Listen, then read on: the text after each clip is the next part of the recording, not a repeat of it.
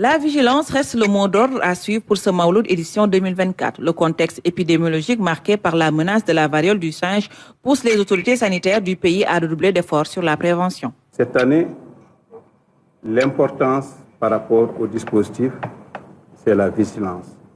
La vigilance par rapport à la pandémie de Mpox, qui n'est pas certainement encore dans notre pays et on souhaite que ce ne sera jamais dans notre pays.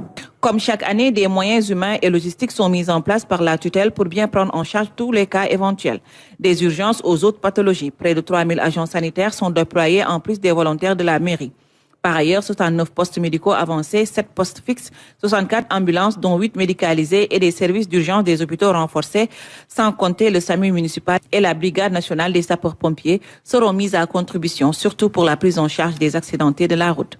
Depuis un certain temps, il y a une recrudescence des accidents de circulation, surtout entre Dakar, Thiès, Tivaouane, jusqu'à l'axe Kaffrine.